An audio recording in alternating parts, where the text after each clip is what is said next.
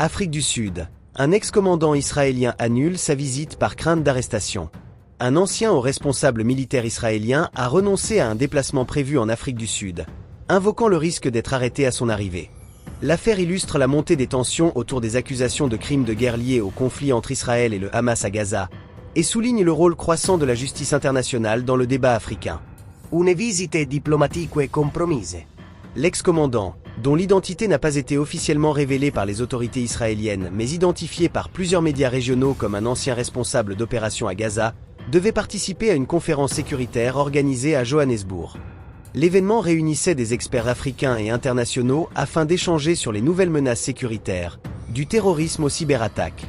Mais à la dernière minute, il a annulé son déplacement, invoquant les risques judiciaires encourus sur le sol sud-africain. Cette décision a été confirmée par ses proches collaborateurs, qui estiment que la situation juridique actuelle en Afrique du Sud ne garantissait pas une sécurité diplomatique adéquate. Les accusations qui pèsent.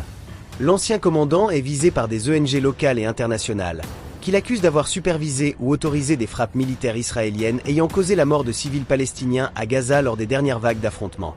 Ces organisations militent depuis plusieurs mois pour que l'Afrique du Sud, en tant que membre de la Cour pénale internationale, CPI, engage des procédures judiciaires contre des responsables israéliens soupçonnés de violation du droit humanitaire. Cette pression s'est accentuée après que le gouvernement sud-africain a lui-même porté plainte contre Israël devant la CPI et la Cour internationale de justice, CIJ, accusant l'État hébreu de génocide à Gaza. Dans ce contexte, la présence d'un ancien commandant israélien de haut rang sur le territoire aurait pu déclencher une procédure judiciaire, voire un mandat d'arrêt immédiat, à la demande d'associations locales. La position de Pretoria.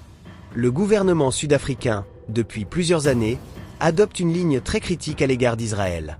Pretoria a rappelé plusieurs fois son ambassadeur à Tel Aviv et s'est affiché comme un soutien ferme à la cause palestinienne. En janvier 2024, le président Cyril Ramaphosa avait même déclaré que son pays ne pouvait pas rester silencieux face aux souffrances de Gaza. Dans ce climat, la crainte de l'ancien commandant israélien n'apparaît pas infondée. L'Afrique du Sud a signé et ratifié le statut de Rome, ce qui lui impose de coopérer avec la CPI, y compris pour arrêter des personnalités soupçonnées de crimes de guerre si elles entrent sur son territoire. Réaction en Israël et dans la diaspora.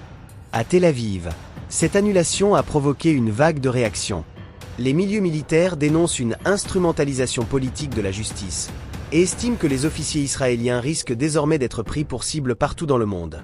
Le ministère israélien des Affaires étrangères a dénoncé une « campagne de diffamation » orchestrée par certaines ONG proches du mouvement pro-palestinien. Du côté palestinien et de la diaspora africaine favorable à leur cause, cette annulation est perçue comme une victoire symbolique. Plusieurs associations sud-africaines, regroupées au sein de coalitions pro-palestiniennes, se félicitent d'avoir empêché l'impunité et réclament que des procédures similaires soient appliquées à d'autres responsables israéliens. Cet épisode dépasse le simple cadre bilatéral Israël-Afrique du Sud. Il illustre le risque judiciaire grandissant pour les responsables militaires ou politiques accusés de violation du droit international. À l'instar de l'ancien président soudanais Omar el-Béchir, qui avait dû limiter ses déplacements à cause d'un mandat de la CPI, certains craignent que des figures israéliennes de premier plan soient contraintes d'éviter de nombreux pays.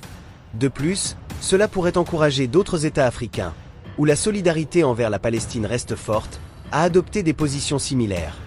Ainsi, au-delà de la polémique immédiate, c'est l'image diplomatique d'Israël qui se trouve fragilisée sur le continent africain, où il tente pourtant de renforcer ses alliances économiques et sécuritaires. Un signal fort pour l'avenir. L'annulation de cette visite pourrait marquer un précédent. Elle montre que la dimension judiciaire du conflit israélo-palestinien gagne du terrain en dehors du Moyen-Orient et de l'Europe.